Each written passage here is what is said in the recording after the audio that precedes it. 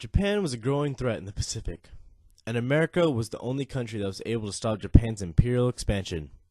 As World War II grew in the Pacific, so did the expansion of Japan's control across the many islands and countries, from the eastern coast of China's Shanghai to the Aleutian Islands, and southwest to the Philippines and Borneo. Japan was oppressing the freedom of those they conquered, and was striving to conquer America's freedom too. The United States, therefore, had a responsibility to their citizens and neighbors in the Pacific to protect their natural right of freedom and their freedom from fear of being attacked and oppressed.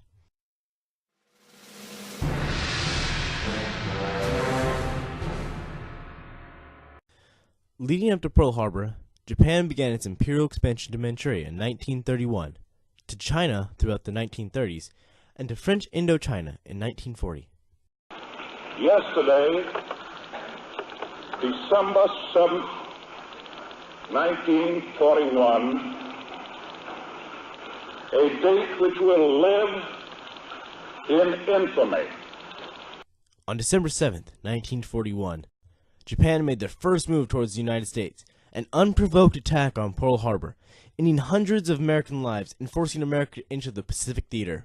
This Japanese attack on Oahu was done because of Japan's motivation to destroy the whole American Pacific fleet. Thus, they could continue their expansion throughout the whole Pacific freely. On this same day, Japan began their attack on the Philippines, Wake Island, Guam, Malaya, Thailand, Shanghai, and Midway. Till the end of 1941 and throughout 1942, Japan continued their growing control of the Philippines, even moving down to Indonesia. That our people, our territory, and our interests are in grave danger. With confidence in our armed forces, with the unbounding determination of our people, we will gain the inevitable triumph, so help us God. The United States declared war on Japan December 8th, 1941, but could not successfully defeat the Japanese and regain the Japanese conquered territory until America's first victory in the Battle of Coral Sea on May 7th to 8th, 1942.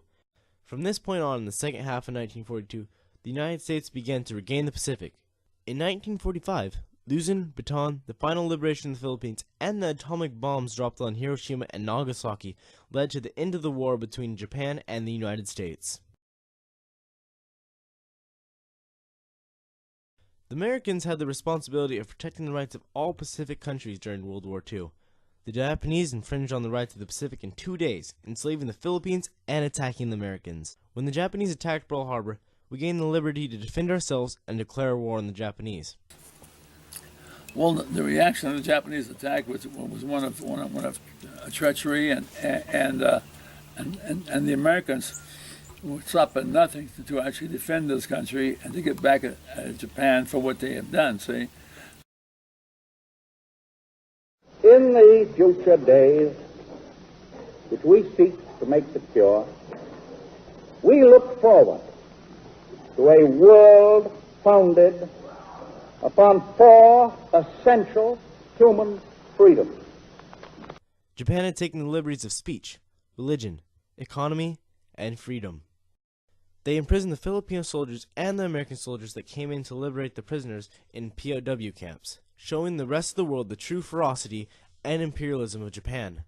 Some of the cruelties demonstrated were times like the Bataan Death March, an 80-mile march made by 80,000 American and Filipino POWs, with hardly any survivors.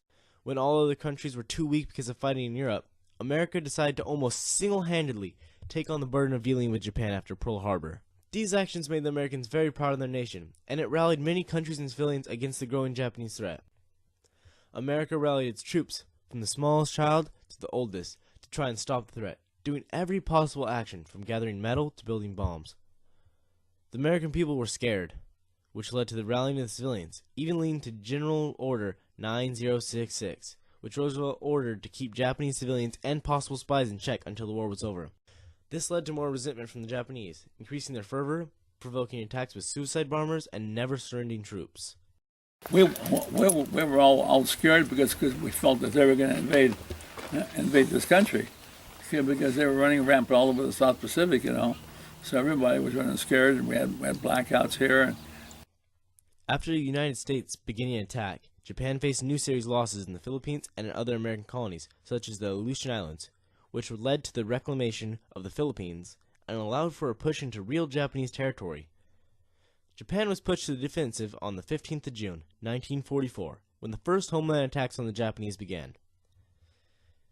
The Americans were forced to continue the attack and end the war, as it was their duty and responsibility to protect the Pacific from any future harm, which meant stopping Japan in its tracks. That we will not only defend ourselves to the uttermost, but will make it very certain that this form of treachery shall never again endanger us. This led to the creation of the B-29 bomber and the numerous air raids on Japan. Japan's Emperor, Hirohito, made it clear that the Japanese would never surrender, which forced the U.S. to bring out its last resort, the atomic bomb. They were not going to give up, because, they had a safe face, and they were going to fight and die till the end, So we had to fight, and we had to kill them if we had to win the war. It's the only way we could do it, because most of them would not surrender. Surrendering was not part of their life. They'd rather fight and die in bounty attacks than actually to surrender. The dropping of 2 atomic bombs on Hiroshima and Nagasaki ended the war, discontinuing the Japanese will to fight, leading to their unconditional surrender and the end of oppression in the Pacific.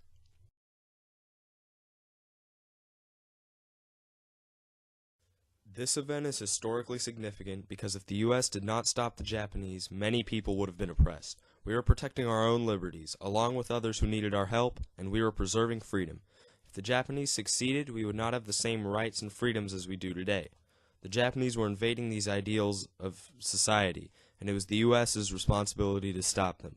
The Japanese expansion was very threatening to freedom, because they were growing increasingly powerful and continued to take rights and freedoms from their occupied territories. Yeah, it was possible to freedom of all countries, too, because they were running rampant in the South Pacific, like I said earlier, and they were taking over a lot of these smaller countries and occupying different countries. And so the war was to protect American lives and our interests here, as well as the lives of our allies in the South Pacific. And if we hadn't stopped them there, they would have ended up controlling the entire Far East Command. Japanese territories face many infractions of their liberties, including the loss of their freedom of economy and freedom of peace, as the Japanese committed acts of mass murder, rape, and looting. The U.S. needed to do something to stop the Japanese from taking over more territories, because if they didn't, it would change the freedoms and rights of those places today. The finishing factor, the atomic bomb, is often seen by historical critics as overly necessary and infringing on the freedom of Japanese civilians. The atomic bomb, a lot of people don't fully understand what actually happened. They figure, well, we dropped the bomb and killed 100,000 people. But they don't understand that by dropping that bomb, they saved about another 200,000 to 300,000 people from being killed. Because the Japanese were going to fight till the death. And we got ready to invade their homeland. The local citizens were already prepared to fight and die if necessary. So we had to kill not only the people in the Japanese army, but also the civilians. And plus, we would lose a lot of our men. Killing their men, our men would be killed. But this action was completely a necessity to ending this war of oppression, preventing any more casualties of war. That's the weapon we had, and I really think it was the proper thing to do is to use it. I think it cost the Japanese a lot of lives, but I think if we hadn't used that weapon, it would have cost a lot more lives too, but it would have cost a lot of American lives. World War II was a time of oppression and threat to freedom in the Pacific. The U.S. was trying to preserve the rights and freedoms that our country stands for, including what our colonies and allies stood for, like the Philippines.